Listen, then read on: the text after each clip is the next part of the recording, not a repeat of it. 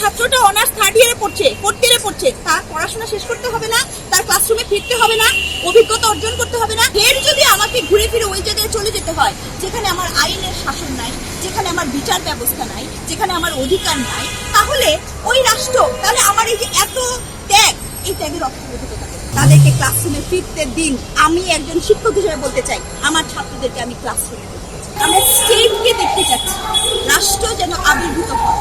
একটা রাষ্ট্রের মূল লক্ষ্য, একটা রাষ্ট্রে কিন্তু একটা প্রশাসন থাকে, একটা রাষ্ট্রের একটা ব্যবস্থা, আইনি ব্যবস্থা থাকে। আপনি বা আমি চলতি পথে রাস্তায় গেলে নানা ধরনের সমস্যায় পড়তে পারি।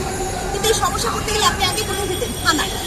এখন সেই থানাতে আমি যেতে পারছি না, বা যে গেলে পরেও সেই থানা থেকে আমাকে বলা হচ্ছে আপনাকে কোন সমন্বয় পাঠিয়েছে, আপনি হাসপাতালে ভর্তি হচ্ছে, আপনাকে রেফার করতে হচ্ছে, আপনি কোন সমন্বয়কের রোগী। তাহলে কি হলো? আমরা তো এই বাস্তবতা চাইনি, আমরা কি বাস্তবতা চেয়েছি? আমি আবারও বলতে চাই, খুবই স্পষ্ট ভাষায় বলতে চাই, এই আন্দোলন, জুলাই বিপ্লব, সবকিছুর ক্ষেত্রে অনেক সমন্বয়ক বলেন, সাধারণ মানুষ বলেন, অনেক ছাত্রের জীবন বলেন, তারা শহীদ হয়েছে। তাদের জীবনের অনেক মূল্যের বিনিময়ে কিন্তু আমরা এই ধরনের গত 15 বছরের একটা ফ্যাসিস্ট গভর্নমেন্টকে আমাদের কাছ থেকে সরাতে পেরেছি। এখন ঘটনা হচ্ছে যে এবং এখন পর্যন্ত 20,000-এর উপরে মানুষ আহত, তারা হাসপাতালে। এখন এর এত বিনিময়ে আমরা কি চেয়েছি? বিনিময়ে আমরা একটা এমন রাষ্ট্র চেয়েছি যে রাষ্ট্রে আমি এবং আপনি সমান অধিকার নিয়ে বসবাস করতে পারি। কিন্তু এখন আমি এবং আপনি যদি সমান অধিকার নিয়ে বসবাস না করতে পারি, ফের যদি আমাকে ঘুরে ফিরে ওই জায়গায় চলে যেতে হয় যেখানে আমার আইনের শাসন নাই, যেখানে আমার বিচার ব্যবস্থা নাই, যেখানে আমার অধিকার নাই, তাহলে ওই রাষ্ট্র, তাহলে আমার এই যে এত ত্যাগ, এই ত্যাগের অর্থবোধকতা এটা তো হারিয়ে যায়। এবং দেখুন 40 দিন অনেক বড় সময়। আমরা দেখেছি সেনাবাহিনীকে ম্যাজিস্ট্রি পাওয়ার দিতে, কিন্তু তার এটা হয়তো বা ওই কারণে সম্ভব হয়নি, কারণ আমাদের পুলিশ কাজ করছে না, পুলিশ ফোর্স কাজ করছে না। আপনারা দেখেছেন যে ত্রাণের সময় আমরা কি ইউনিটি দেখেছি, হ্যাঁ, প্রত্যেকটা মানুষ যে যেখানে ছিল তার সবটুকু দিয়ে কিন্তু এসে পাশে দাঁড়িয়েছে। কিন্তু সেই ত্রাণ আপনার বন্টন হয় নাই, কেন বলেন তো? কারণ আপনি যখন আজকে ঢাকার বাইরে যাবেন দেখবেন ডিসি নাই, ইউপি চেয়ারম্যান নাই, কেউ নাই। তাহলে ওই ত্রাণটা বন্টন করবে কিভাবে? আপনি সব কাজ ছাত্রদের দিয়ে করাতে পারবেন না, আপনাকে এই বাস্তবতা জানতে হবে। কারণ অভিজ্ঞতার একটা দাম আছে। যে ছাত্ররা তারা আন্দোলন করেছে, আন্দোলনে সফল হয়েছে, তারাও কেন সফল হয়েছে জানেন? কারণ এই ছাত্ররাই কিন্তু আপনার নিরাপদ সড়ক আন্দোলন করেছে, এই ছাত্ররাই কিন্তু কোটা আন্দোলন করেছে। কাজেই তাদের ওটাও কিন্তু একটা অভিজ্ঞতা। কিন্তু দেশ চালানো, রাষ্ট্র চালানো, প্রশাসন চালানো, এটা একটি অভিজ্ঞতা না। যার যদি আপনার, আমি তো আমার ছাত্রদেরকে ক্লাসরুমে চাই ভাই, আমার ছাত্ররা ক্লাসরুমে নাই কেন?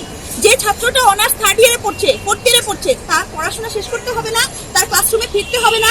অভিজ্ঞতা অর্জন করতে হবে না? আজকে আপনি আমার কথা কেন শুনতে এসছেন? এই জন্য শুনতে আসেন নাই যে আমি একজন দাঁড়িয়ে কথা বলে গেছি, এই জন্য শুনতে আসছেন কারণ আমি 15 বছর ধরে একটা শিক্ষকতার অভিজ্ঞতা করে আসছি। আমি জানি যে আমার দৃষ্টিতে, আমার চেতনার মধ্যে থেকে আমি কিন্তু শিখেছি যে কোনটা অন্যায়, অন্যায়কে কিভাবে যৌক্তিকতা দিয়ে অন্যায় বলতে হয়। এই শেখার প্রক্রিয়াটাকে আপনি বাইপাস করে অল অফ এ সাডেন সবকিছু ঠিক করতে পারবেন না। এই বোধ এই রাষ্ট্রের প্রধানের থাকতে হবে, এই বোধ যারা চেয়ারে বসে আছেন তাদেরকে থাকতে হবে। আমি আবারও বলছি, যে সকল ছাত্ররা এইখানে নেতৃত্ব দিয়েছে তাদের কিন্তু অনেক অবদান আছে। আমি নিজে মাঠে থেকেছি, তাদের জন্য লড়াই করেছি, সংগ্রাম করেছি। কিন্তু আমি এখন স্পষ্ট ভাষায় বলতে চাই, তাদের ক্লাসরুমে ফেরার সময় হয়েছে, তাদেরকে ক্লাসরুমে ফিরতে দিন। আমি একজন শিক্ষক হিসেবে বলতে চাই, আমার ছাত্রদেরকে আমি ক্লাসরুমে ফিরতে চাই। আমি আমার ছাত্রদেরকে রাজপথে, মাঠপথে এবং ছাত্রদের নাম ভাঙিয়ে আপনি মব কিলিং করবেন। দেখুন, মব জাস্টিস বলে কোনো শব্দ নেই। মব জাস্টিস কখনো হয় না, মব কিলিং হয়, মব পুলিশিং হয়। আপনি কি করছেন? মব করে পুলিশিং করছেন। এই এখতিয়ার আপনাকে কেউ দেয় নাই। এই এখতিয়ার যদি আপনি নিয়ে বসেন, তাহলে ওই যে সন্ত্রাসী সংগঠন, যে সংগঠনের বিরুদ্ধে আমি, আপনি, সাধারণ আম জনতা, আমরা সবাই লড়াই করলাম, তাহলে সেই সন্ত্রাসী সংগঠন আর এই কিসের মধ্যে কি পার্থক্য, কি তফাৎ করবে?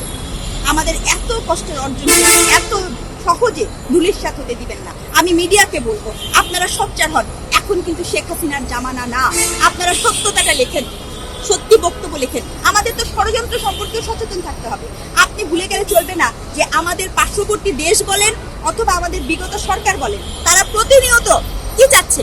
প্রতিনিয়ত চাচ্ছে আপনি এরকম মোফাজ্জলের মতো হত্যা ঘটুক, কক্সবাজারের মতো ঘটনা ঘটুক, পাহাড়ের মতো, দিঘিনালার মতো আগুনে পুরুক, অথবা মসজিদ বাইতুল মোকাররমের মতো ঘটনা। তাতে করে তারা কি করতে পারে? তারা বলতে পারে, দেখেছেন আগে কত ভালো ছিলেন, সাজানো গোছানো সংসারটাকে আপনি সেই দেশটাকে শেষ করে দিয়েছেন। এই যে ষড়যন্ত্র, এই ষড়যন্ত্রকে রুখতে হলেও তো আপনাকে শক্তিশালী অবস্থান নিতে হবে। আপনি মিডিয়া হলে আপনাকে শক্তিশালী অবস্থান নিতে হবে, আপনি প্রশাসন হলে আপনাকে শক্তিশালী অবস্থান নিতে হবে, আমি শিক্ষক হলে, আমি সিভিল সোসাইটি হলে আমাকেও শক্তিশালী অবস্থান নিতে হবে। কারণ আমি বিশ্বাস করি বাংলাদেশে আমি এখানে এরকম আমার মতো অনেক মানুষ আছে যারা লেজুর ভিত্তি করে না, যারা মেরুদণ্ড নিয়ে কথা বলে। কারণ যখন হাসিনা ছিল তখন আপনি এরকম মানুষ পাবেন যারা মেরুদণ্ড নিয়ে কথা বলছে। আমরা ওই শক্তিশালী ভয়েসটাকে রক্ষা করতে চাই।